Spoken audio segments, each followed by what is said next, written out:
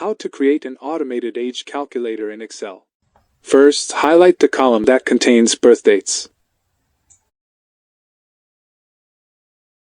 Next, right-click and go to Format Cells. Under Date, choose your desired format.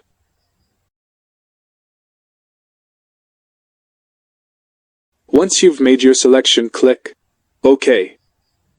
Type the birth dates of the learners in the appropriate cells.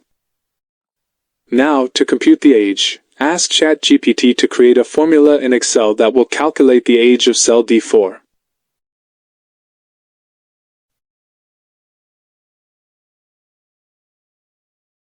Copy the formula.